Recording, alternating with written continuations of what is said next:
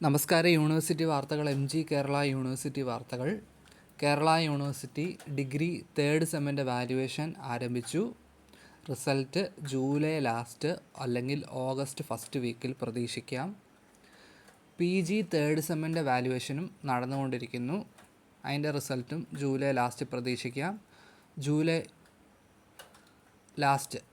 30 മുതൽ PG fourth സെമ്മിൻ്റെ പരീക്ഷ ആരംഭിക്കും.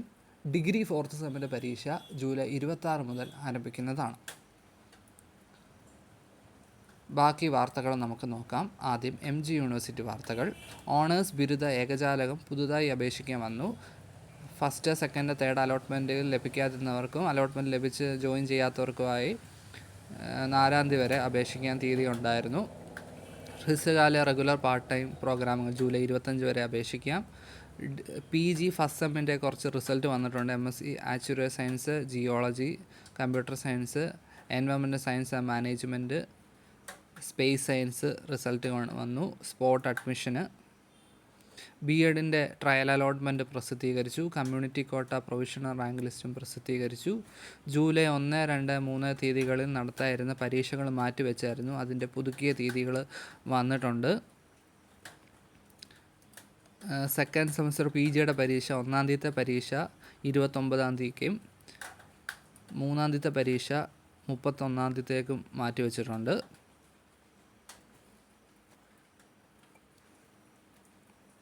PG റിസൾട്ടുകൾ. ബയോ നാനോ ടെക്നോളജിയുടെ റിസൾട്ട് വന്നു.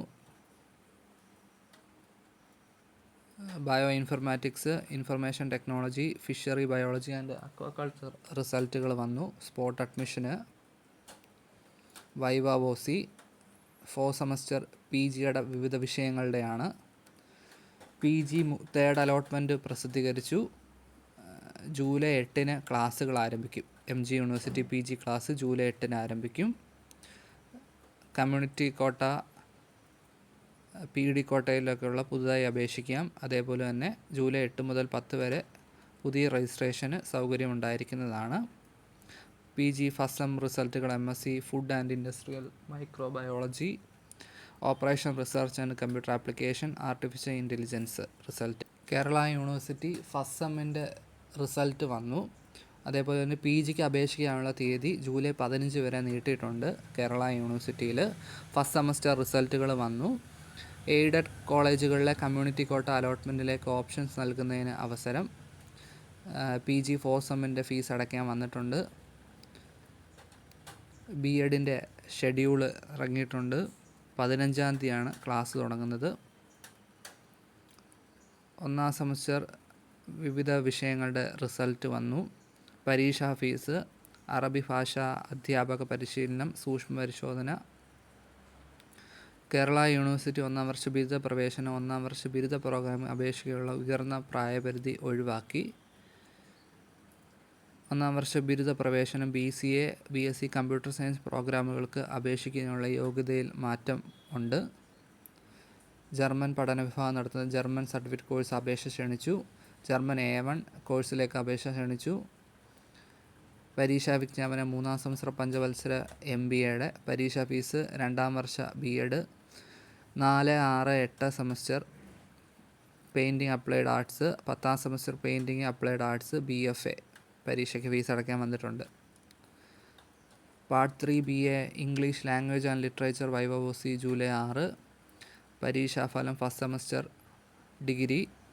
പരീക്ഷാ വിജ്ഞാപനം. PG ഫോർത്ത് സെമ്മിൻ്റെ ടൈം ടേബിൾ ജൂലൈ 19-ന് ആരംഭിക്കുന്ന 2-ാം സെമസ്റ്റർ MFAയുടെ ജൂലൈ 15 മുതൽ ആരംഭിക്കുന്ന 1-ാം സെമസ്റ്റർ MEdൻ്റെ ടൈം ടേബിൾ വന്നിട്ടുണ്ട്. വിവിധ വിഷയങ്ങളിൽ PhD നൽകി. PhD രജിസ്ട്രേഷൻ ജൂലൈ സെക്ഷനിലെ ആരംഭിച്ചിരിക്കുന്നു. പരീക്ഷാഫലം. 1, 2 semester BSc computer science, BCA വിദൂര വിദ്യാഭ്യാസം. പരീക്ഷാഫലം. മെയ്യിൽ നടത്തിയ PhD കോഴ്സ് വർക്ക് പരീക്ഷയുടെ റിസൾട്ട് വന്നിട്ടുണ്ട്. വിദൂര വിദ്യാഭ്യാസം. 5, 6 semester BCom, BSc computer science, BSc mathematics, BCA, BBA, BA കോഴ്സുകളുടെ റിസൾട്ട് വന്നു. 1-ാം semester BA English and communicative English. Spot അഡ്മിഷന്. Sports PWD quota. Time table. പുനർമൂല്യനിർണ്ണയം. PhD കോഴ്സ് വർക്കിൻ്റെയാണ്. സൂക്ഷ്മ പരിശോധന.